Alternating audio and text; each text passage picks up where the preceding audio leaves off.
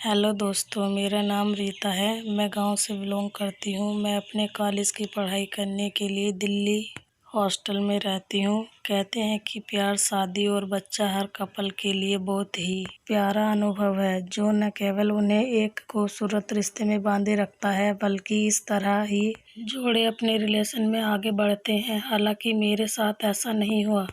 दरअसल मैं अपने साथी के प्यार में इस कदर पागल थी कि मैंने गर्भधारण कर लिया। किसी ने ठीक कहा है कि एक सफल रिश्ते के लिए कपल्स का न केवल एक दूसरे के साथ जुड़ा रहना बहुत ज़रूरी है, बल्कि उन्हें एक दूसरे के प्रति ईमानदार रहने की भी ज़रूरत होती है। यही एक वजह भी है कि रिश्तों में विश्वास की कमी की वजह से कभी कभार सब कुछ बिखर जाता है। मेरे साथ भी कुछ ऐसा ही हुआ, जिसने मेरी बाकी की ज़िंदगी को पूरी तरह बर्बाद कर दिया। दरअसल मैं पिछले 4 साल से किसी के साथ रिलेशनशिप में थी। वह मेरे कॉलेज का लड़का था। हम दोनों दिल्ली में साथ पढ़ाई कर रहे थे। मैं उसके प्यार में इस कदर पागल थी कि मैं उसके साथ कुछ भी करने के लिए तैयार थी। शुरुआत में सब कुछ अच्छा रहा। हम दोनों ने एक साथ रहने का फैसला किया। मैं अपना हॉस्टल छोड़कर उसके साथ लव इन में रहने आ गई।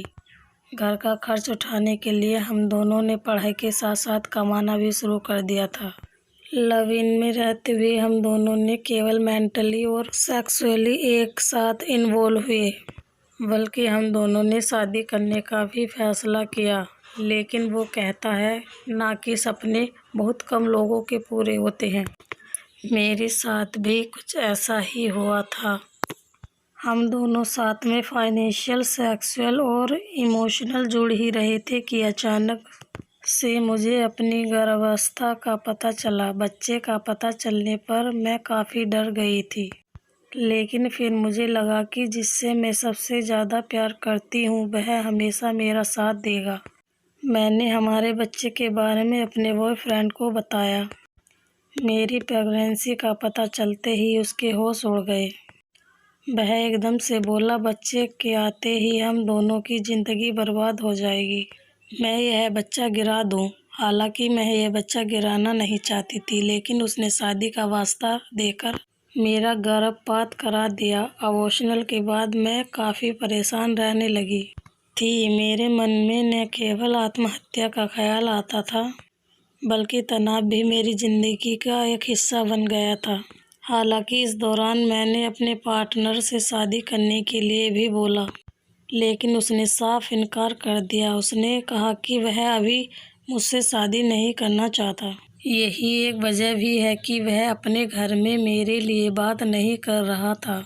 इस बात को 6 महीने बीत गए। इस बीच मैं एक बार फिर अपने दूसरे बच्चे के साथ गर्भवती हो गई। जैसे ही मुझे अपने बच्चे का पता चला, मैं खूब रोने लगी। मैंने अपने बॉयफ्रेंड को दूसरी बार प्रेग्नेंट होने की खबर दी। इस दौरान उसके चेहरे का हाव भाव ऐसे थे जैसे मुझसे कोई पाप हो गया। मैंने उससे कहा कि हम कोर्ट मैरिज कर लेते हैं, जिसके लिए परिवार को अभी बताना भी ज़रूरी नहीं है। लेकिन वो गुस्से से चिल्लाने लगा। उसने कहा कि वह आज कल में ही हमारे बारे में अपने घर पर बात करेगा, जिसके बाद ही वह मुझसे शादी करेगा। इस बात को 4-5 दिन बीत गए। मैं उसके जवाब का इंतज़ार कर रही थी कि अचानक से मैंने उसका फ़ोन चेक करना शुरू कर दिया। इस दौरान मुझे एक लड़की के रोमांटिक मैसेज मिले, जो उसे दिल वाले मैसेज भेज रही थी।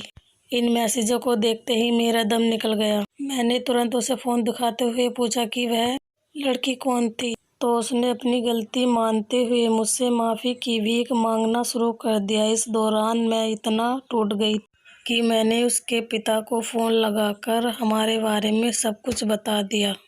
उसके पिता ने उसे घर बुलाया, जिसके बाद वह कभी वापस नहीं लौटा।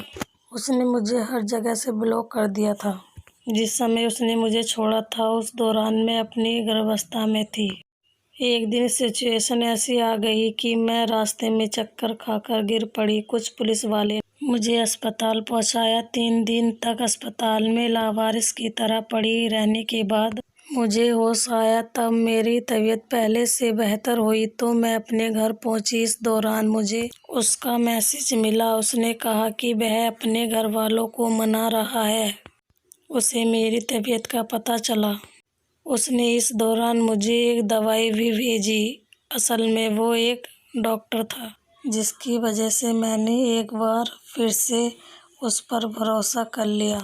उसकी सुझाई दवाई मैंने ले ली, जो कि एक अबॉर्शनल मेडिसिन थी। मेरे पेट में तेज दर्द होने लगा, जिसके बाद मुझे ब्लीडिंग भी शुरू हो गई।